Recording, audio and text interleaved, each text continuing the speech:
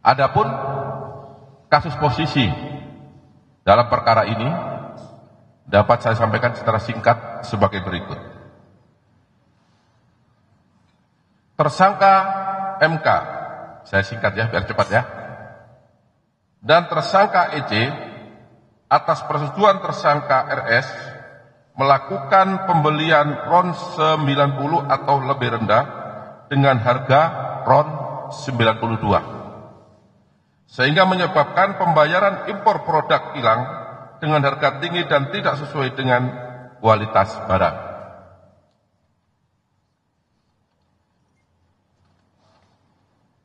Kemudian, tersangka MK memerintahkan dan atau memberikan persetujuan kepada EC untuk melakukan blending produk kilang jenis RON 88 dengan RON 92 agar dapat menghasilkan RON 92 di terminal PT Orbit Terminal Merak milik tersangka MKAR dan tersangka GRJ atau yang dijual dengan harga RON 92. Hal ini tidak sesuai dengan proses pengadaan produk kilang dan core bisnis PT Pertamina Patra Niaga.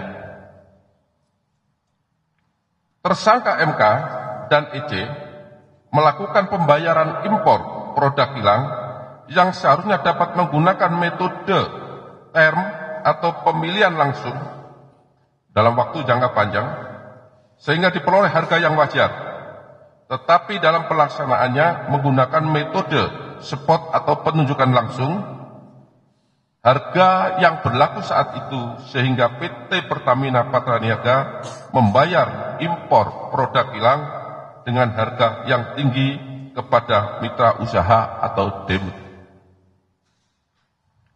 Selanjutnya, tersangka MK dan tersangka EC mengetahui dan menyetujui adanya markup kontrak shipping atau pengiriman yang dilakukan oleh tersangka YF selaku Direktur Utama PT Pertamina International Shipping, sehingga PT Pertamina Patra Niaga mengeluarkan fee sebesar 13% sampai dengan 15% secara melawan hukum, dan fee tersebut diberikan kepada tersangka MKAR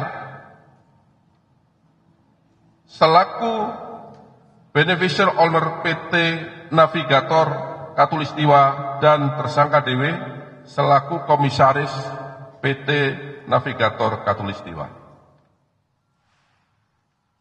Akibat perbuatan tersangka MK dan tersangka EC bersama-sama dengan tersangka RS, tersangka SDS, tersangka YF, tersangka AP, tersangka MKAR, tersangka Dewi, tersangka GRJ mengakibatkan kerugian keuangan negara sebesar 7 triliun yang bersumber dari komponen sebagaimana yang telah disebutkan beberapa waktu yang lalu. Itu ada 5 komponen ya, saya rasa teman-teman masih ingat itu. Perbuatan para tersangka bertentangan dengan Peraturan Menteri BUMN nomor per garis datar 15 garis miring MBU garis miring 2012 tentang perubahan atas Peraturan Menteri BUMN nomor per garis datar 05 garis miring MBU garis miring 2008 tentang pedoman umum pelaksanaan pengadaan barang dan jasa badan usaha milik negara.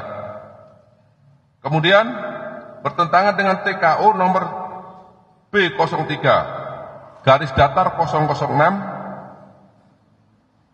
garis miring PNC 400000 garis miring 2022 garis datar S9 tanggal 5 Agustus 2022 perihal perencanaan material belen dan penjadwalan impor produk bahan bakar minyak. Perbuatan para tersangka melanggar ketentuan pasal 2 ayat 1 atau pasal 3 junto pasal 18 Undang-Undang Nomor 31 Tahun 1999 sebagaimana diubah dengan Undang-Undang Nomor 20 Tahun 2001 tentang pemberantasan tindak pidana korupsi junto pasal 55 ayat 1 ke 1 Kitab Undang-Undang Hukum Pidana. Saya rasa itu yang dapat saya sampaikan. Apabila ada kata-kata yang keliru, kata-kata yang kurang jelas, saya mohon maaf. Wabillahi taufiq wal hidayah. Wassalamualaikum warahmatullahi wabarakatuh. Waalaikumsalam warahmatullahi wabarakatuh.